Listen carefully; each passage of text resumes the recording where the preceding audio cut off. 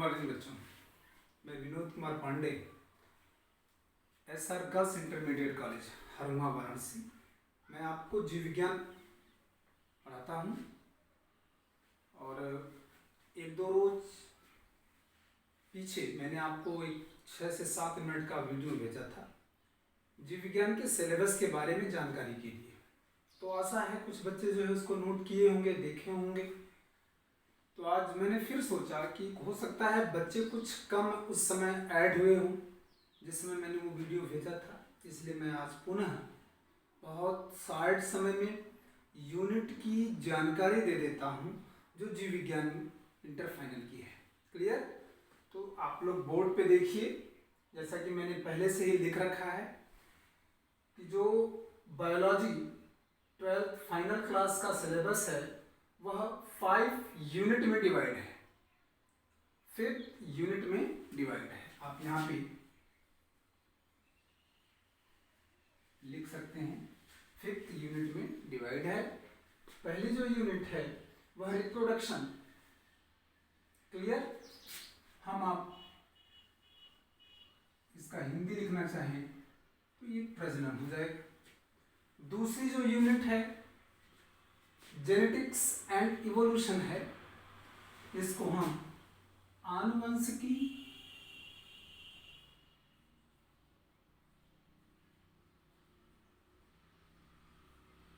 एवं विकास भी लिख सकते हैं, एवं विकास। तीसरी जो यूनिट है बायोलॉजी एंड ह्यूमन वेलफेयर,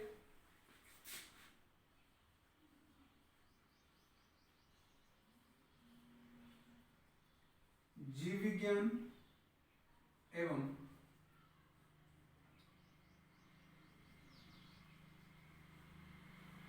मानव कल्याण। बच्चों, चौथी जो यूनिट है उसका नाम बायोटेक्नोलॉजी एंड इट्स एप्लीकेशन, जैव प्रौद्योगिकी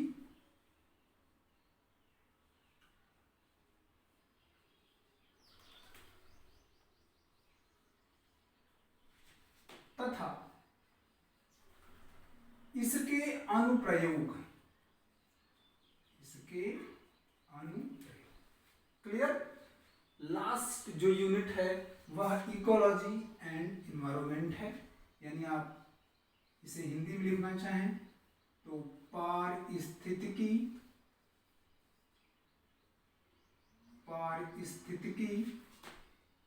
तथा पर्यावरण। यूपी बोर्ड की गाइडलाइन के अकॉर्डिंग बायोलॉजी इंटर फाइनल का 5th यूनिट में डिवाइड है। रिप्रोडक्शन पहली यूनिट, दूसरी जेनेटिक्स एंड इवोल्यूशन, तीसरी बायोलॉजी एंड ह्यूमन वेलफेयर तथा चौथी बायोटेक्नोलॉजी एंड इट्स एप्लीकेशन तथा लास्ट इकोलॉजी एंड इन्वायरमेंट। बच्चों, मैंने आपको मार्क्स भी लिखे हैं जो आप देखिए, ध्यान से देखेंगे। जो पहली यूनिट है रिप्रोडक्शन, उससे बोर्ड पेपर में आपको 14 मार्क्स मिलने हैं। सेकेंड जो यूनिट है उससे आपको 18 मार्क्स के क्वेश्चन पेपर मिलेंगे। तीसरी जो यूनिट है उससे आपको 14 मार्क्स के क्वेश्चन मिलेंगे। चौथी जो यूनिट है उससे आपको 10 मार्क्स के क्वेश्चन मिलेंगे तथा पांचवी लास्ट जो यूनिट है उससे आपको 14 मार्क्स मिलेंगे। इस तरह से आप इनका ऐड करेंगे तो पूरा जो पूर्णांक जो योग आएगा वो 70 आएगा। इसका तात्पर्य यह हुआ कि आपका जो थियरी का पेपर होगा वो 70 मार्क्स का होगा। और ये भी आप जानते हैं कि बोर्ड ने ओनली पेपर, ठीक है, ओनली पेपर रखा है, यानी जीव विज्ञान का एक ही पेपर होगा और वो पेपर 70 मार्क्स का होगा। और पूरे यूनिट जो 5 यूनिट हैं, हर यूनिट में नंबर का डिवाइडेशन भी किए हैं। क्लियर? तो हमें आशा है आपको ये समझ में आ गया होगा। ठीक है, आते हैं हम पहले यूनिट पे, और पहले यूनिट को यहाँ पे हम देखते हैं। पहला यूनिट, फर्स्ट यूनिट फर्स्ट, जिसका नाम है प्रजनन। आप इसे इंग्लिश में रिप्रोडक्शन लिखेंगे, रिप्रोडक्शन, REPRODUCTI, क्लियर, रिप्रोडक्शन। सबसे पहला प्रश्न होता है कि रिप्रोडक्शन है क्या। तो मैं यहाँ पे क्लियर कर देना चाहता हूँ कि reproduction is a biological phenomena. बच्चों, यह एक प्राकृतिक घटना होती है जीवधारियों में, जिसमें जीव अपने जैसे संतान को उत्पन्न करता है। Clear, they have living organism are produce to itself, that is known as reproduction. अब हम आते हैं कि ये जो रिप्रोडक्शन होता है इसके क्या पर्पस है या इसका क्या नीड है, तो हम आपको बता देते हैं। 2-3 पॉइंट हम आप इस पे देख लेंगे तो बहुत अच्छा हो जाएगा और आपकी और अधिक क्लियरिटी आ जाएगी कि जो पर्पज होता है रिप्रोडक्शन का, पर्पज जो होता है वो क्या है। बच्चों, आप सभी जानते हैं कि इस पृथ्वी पर उपस्थित जो जीव होता है वह एक दिन नष्ट हो जाता है।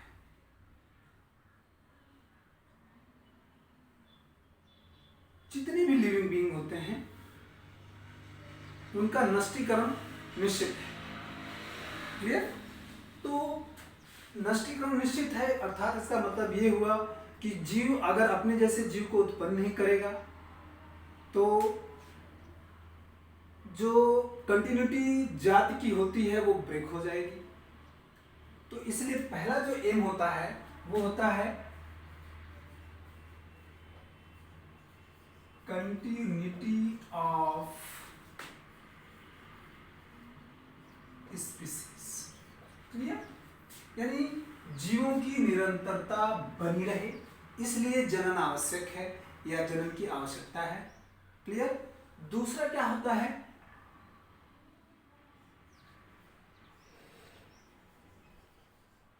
दूसरा जो पॉइंट आप रख सकते हैं एम के अंतर्गत, पर्पस के अंतर्गत, वो है पॉपुलेशन ग्रोथ।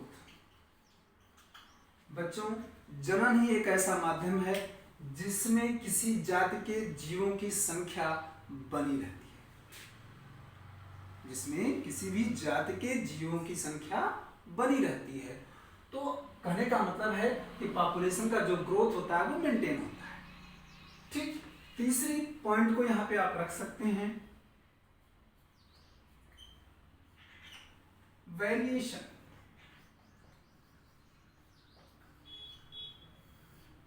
वेरिएशन का जो आप हिंदी वर्जन कर सकते हैं कि इसको हम लिखेंगे विभिन्नताएं, विभिन्नताएं लिख सकते हैं बच्चों आप।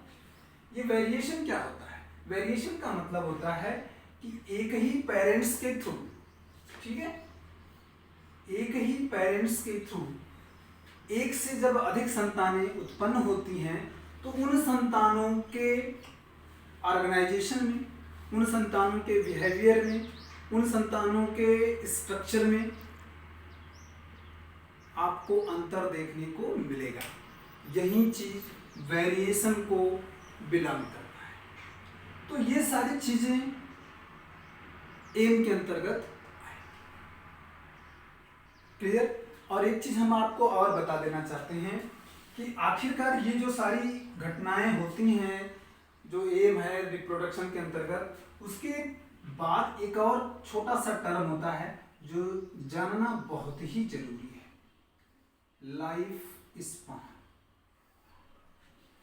LIFE life span. बच्चों, इसे हम हिंदी में जीवन चक्र लिख सकते हैं, लिखेंगे जीवन चक्र। जीवन चक्र क्या है या लाइफ स्पान क्या है? जैसा कि मैंने आपको अभी कुछ मिनट पहले बताया कि जीव का नष्टीकरण बिल्कुल होता है, इस पृथ्वी पर जितने भी लिविंग बीइंग हैं उनका नष्टीकरण होता है, ठीक है। इसलिए कोई भी प्राणी अमर नहीं है इस पृथ्वी पर। तो रिप्रोडक्शन एक ऐसा माध्यम है जो इस कंटिन्यूटी को बनाए रखता है।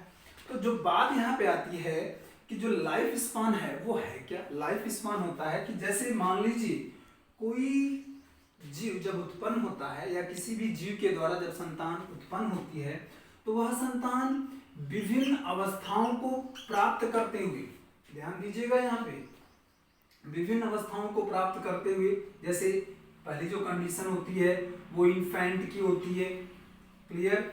दूसरी जो कंडीशन होती है वो चाइल्डहुड की होती है, क्लियर। तीसरी जो कंडीशन होती है वो एडल्ट की होती है। चौथी जो कंडीशन होती है वो ओल्ड एजेस की होती है। ओल्ड एजेस के बाद ना ऑर्गेनिज्म का जो है नष्टीकरण होता है। तो कहने का मतलब है कि ये विभिन्न जो स्टेप हैं इनको प्राप्त करते हुए प्राणी लास्ट में नष्ट होता है। तो इसको अगर हम एक सिमिलर वे में देखें तो एक गैपिंग आपको मिल रही है, एक फ्लो मिल रहा है कुछ समयों के बाद। जैसे इन्फेंट कंडीशन होती है जो 0 से कुछ साल के लिए होती है, लेकिन चाइल्डहुड जो कंडीशन होती है वो लगभग 2 to 11 या 10 ईयर तक होती है। इसके बाद जो एडल्ट होते हैं वो आप जानते हैं कि 18 से 21 के बाद ये होते हैं। ओल्ड स्टेजेस जो होते हैं वो आप जानते हैं कि जो वृद्धावस्था होती है लगभग 60 के बाद। तो ये विभिन्न अवस्थाओं को प्राप्त करता हुआ प्राणी क्या होता है, लास्ट में नष्ट होता है। तो इस प्रकार से ये जो प्रक्रम होता है ये डिनोट करता है लाइफ साइकिल को। तो किसी भी जीव का एक लाइफ साइकिल होता है, लाइफ स्पान होता है। जैसे आपको मालूम होना चाहिए, जैसे हम आपको 2-3 एग्जाम्पल बताते हैं। एलिफेंट, ये जो प्राणी है वो सभी लोग जानते होंगे। दूसरा एक और प्राणी का नाम हम बताते हैं,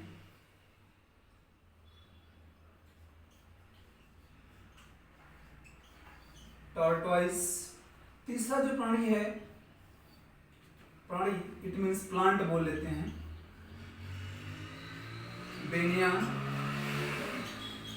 बेनियान ट्री है। फोर्थ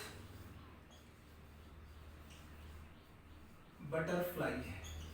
अगर हम इनका एज को डिनोट करवाएं तो लगभग एक एलिफेंट जो होता है वो 75 ईयर तक लिव फॉर्म में रहता है। एक कछुआ जो होता है वह लगभग 100 to 150 ईयर्स तक जो है लिविंग कंडीशन में रहता है। लेकिन एक जो बेनियान ट्री होता है वो लगभग 300 ईयर्स तक सरवाइव करता है, उसके बाद नष्ट होता है। और एक जो बटरफ्लाई होता है इसका जो लाइफ स्पान होता है सम वीक, क्या होता है बच्चों, सम वीक, यानी कुछ सप्ताह, 1 या 2 सप्ताह बटरफ्लाई का। एक और हम प्राणी ले लेते हैं, सॉरी प्लांट ले लेते हैं जिसको हम बनाना बोलते हैं। बनाना जो प्लांट होता है इसका जो एज होता है वो लगभग 25 ईयर्स होता है, क्लियर। तो ये लाइफ स्पान होता है, it means elephant, tortoise, banyan, butterfly, banana and so. तो बहुत सारे ऐसे जीव होते हैं जिनका एक लाइफ स्पान होता है और उसके अंतर्गत वो अपना लाइफ पूरा सरवाइव करते हैं और लास्ट में नष्ट होते हैं। इसी क्रिया को हम जीवन चक्र या लाइफ स्पान कहते हैं। प्लांट का भी होता है और जंतु का, एनिमल का भी होता है। तो बच्चों आपको समझ में आया कि इस रिप्रोडक्शन का एम क्या है, क्लियर, एम। और दूसरा मैंने लाइफ स्पान आपको बताया, ठीक है। अब हम आपको टाइप्स ऑफ रिप्रोडक्शन बताएंगे, क्लियर। तो नेक्स्ट लेक्चर में हम आपको टाइप्स ऑफ रिप्रोडक्शन का टॉपिक पढ़ाएंगे। That's all.